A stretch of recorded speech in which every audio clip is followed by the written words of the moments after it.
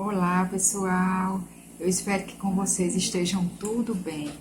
Nós estamos aqui mais uma vez para juntos darmos continuidade, ao estudo de Apocalipse. Hoje nós estamos no capítulo 3, certo? Lembrando que nós vamos ler todo o capítulo e aí eu deixo nas descrições alguns comentários que serão feitos, de alguns versículos que tem símbolo, que é difícil de ser entendido, tá bom? Vamos lá. Apocalipse, capítulo 3. Vi emergir do mar uma besta que tinha 10 chifres e 7 cabeças, e sobre os chifres 10 diademas, e sobre as cabeças nomes de blasfêmia. A besta que vi era semelhante a leopardo, com pés como de urso e boca como de leão. E deu-lhe o dragão o seu poder, o seu trono e grande autoridade. Então vi uma de suas cabeças como golpeada de morte, mas essa ferida mortal foi curada, e toda a terra se maravilhou seguindo a besta. E adoraram o dragão, porque deu a sua autoridade à besta. Também adoraram a besta, dizendo: quem é semelhante à besta? Quem pode pelejar contra ela? Foi-lhe dada uma boca que proferia arrogâncias e blasfêmia, e autoridade para agir 42 meses. E abriu a boca em blasfêmias contra Deus, para lhe difamar o nome e difamar o tabernáculo, a saber, os que habitam no céu. Foi-lhe dado também que pelejasse contra os santos e os vencesse.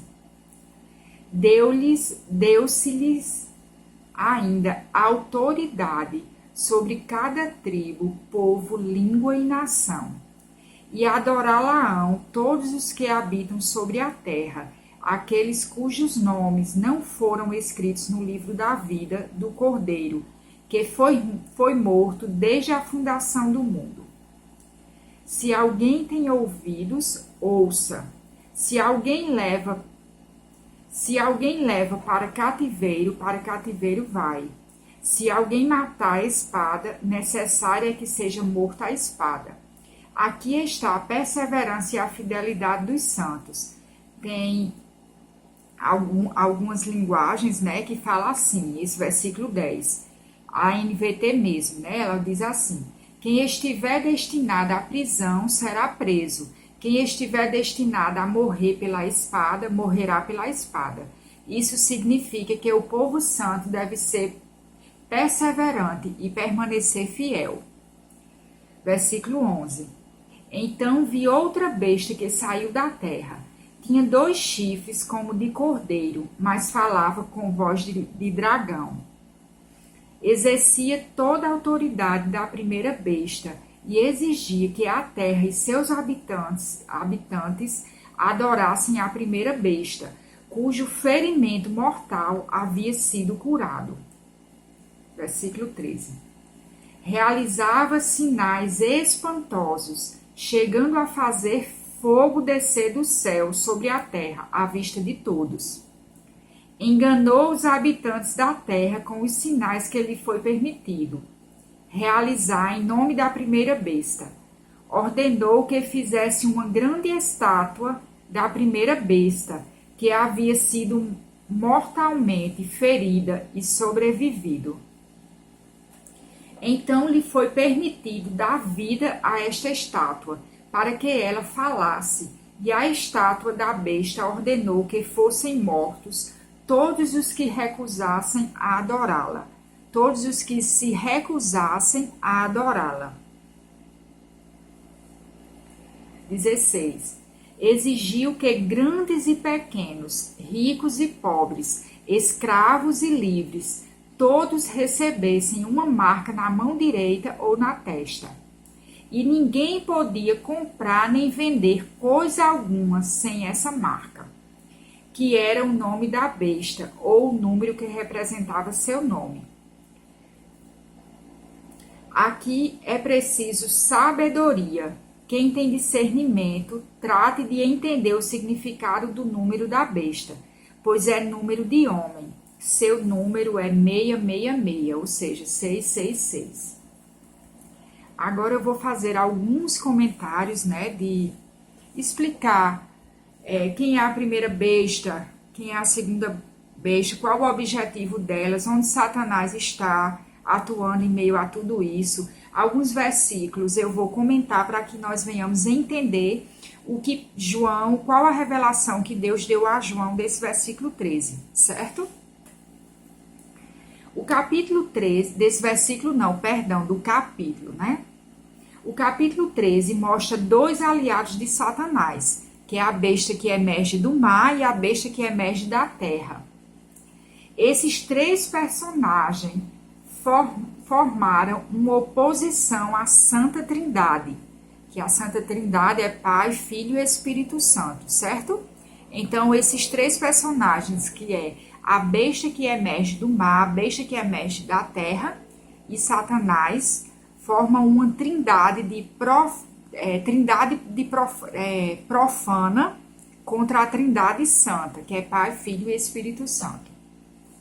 Lá em Mateus, no capítulo 4, do versículo 1 ao 11, podemos ver que Satanás planejava governar o mundo através de Jesus, quando ele ofereceu, né, o poder político para que Jesus o adorasse, que foi quando Jesus foi para o deserto, né?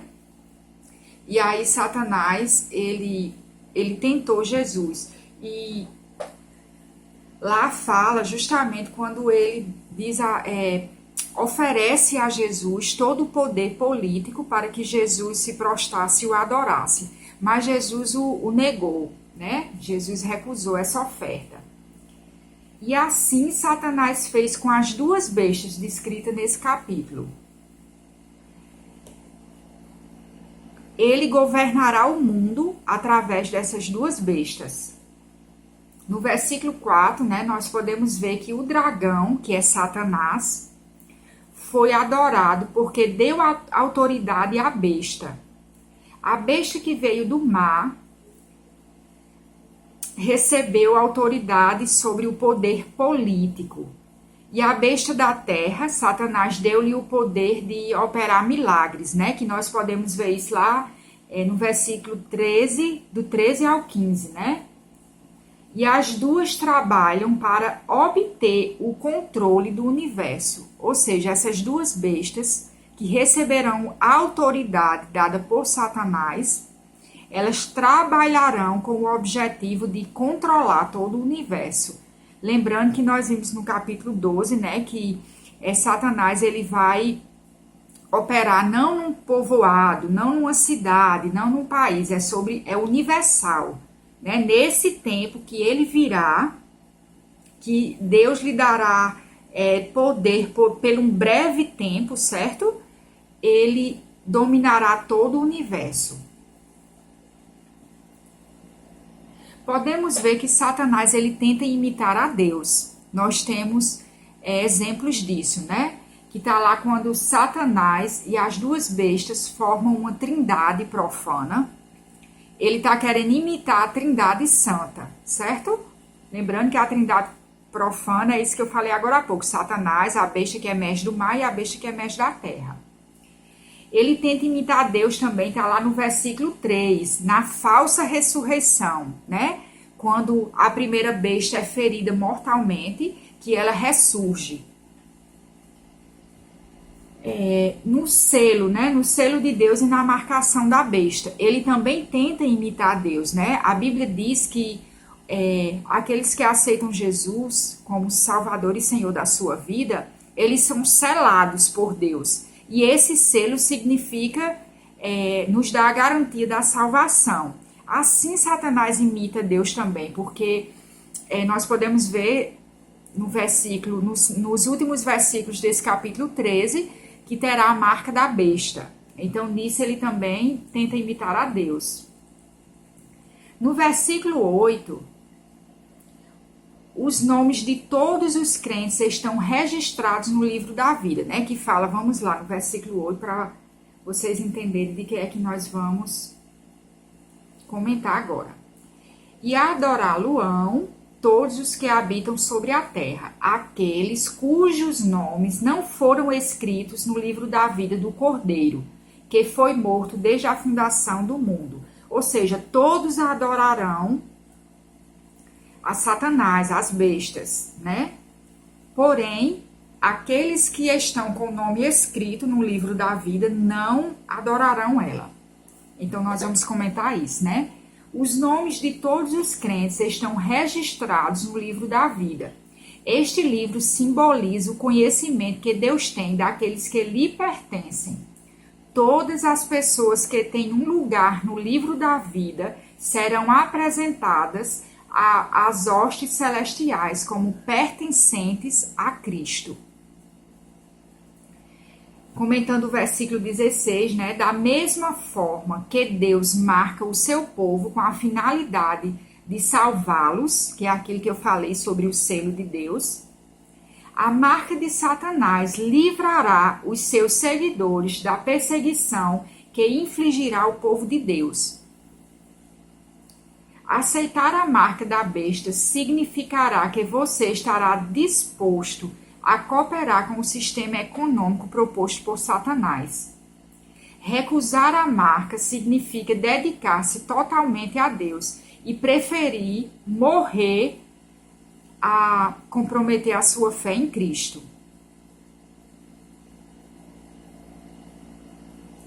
Comentando o versículo 18, né, que fala sobre a marca da besta, ou sobre o número da besta, né, que é 666.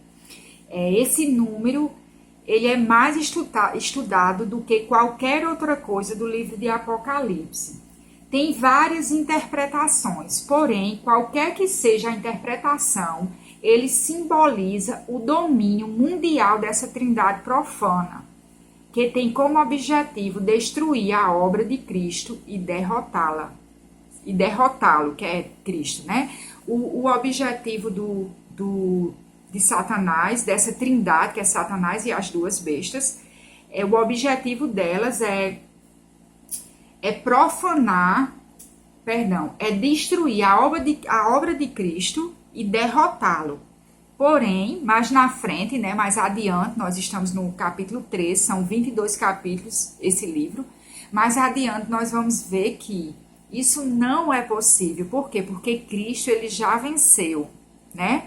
Por mais que Satanás ele lute, lembrando que esse breve tempo de tribulação, esse breve tempo que essas bestas surgirão, né, para afligir o povo de Deus por permissão do Senhor, eles vão afligir o corpo físico vai perecer. Ou seja, a Bíblia é bem clara em dizer que os santos morrerão nesse tempo.